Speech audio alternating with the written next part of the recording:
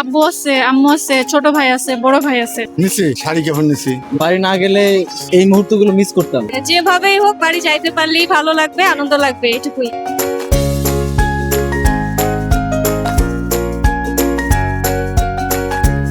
স্বপ্ন যাবে বাড়ি আমার। দর্শক, পবিত্র ঈদুল আজহাকে সামনে রেখে ছুটে যাচ্ছে ঢাকার সেই লড়াকু সৈনিকগুলো নিজের স্বজনদের সঙ্গে ঈদ পালন করতে। দর্শক, বছরে দুইটি ঈদ, সেই ঈদেই ছুটে যায় ঢাকার সেই সংগ্রামী মানুষগুলো। প্রিয়জনদের টানে কমলাপুর রেলওয়ে স্টেশনে ভিড় জমাচ্ছে সেই মানুষগুলো।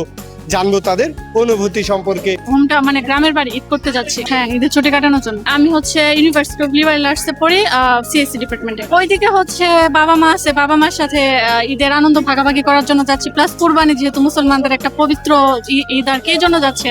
আম্মু আব্বু বড় ভাই প্লাস আদার্স যে রিলেটিভ আছে তারা।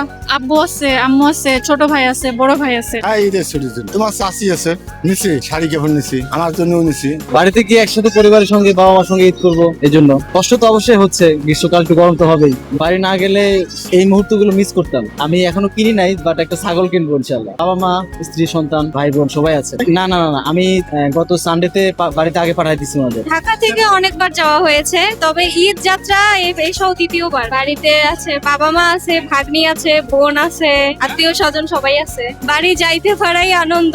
যেভাবেই হোক বাড়ি যাইতে পারলেই ভালো লাগবে, আনন্দ লাগবে, এটুকুই। নিজের থেকে যাচ্ছি, আর সবাই জানে যে যেহেতু ঈদ এবং ছুটি আমি যাবই। তারাও জানে আমি যাচ্ছি এবং আমিও জানি আমি যাবই। কষ্ট হচ্ছে, বাট বাড়ি যেতে পারতেছি, এটাই আনন্দ। কষ্টটা ব্যাপার না। বললাম তো ঈদের জন্য দাদা দাদু বাবা আর আম্মু।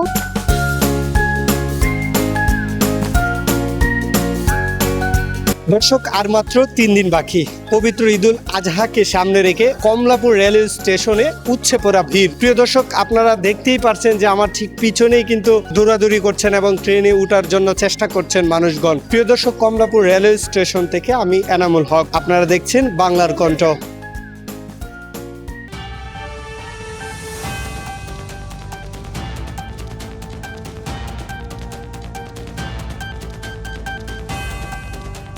বিকে টিভি, যেখানে সত্য কথা বলে।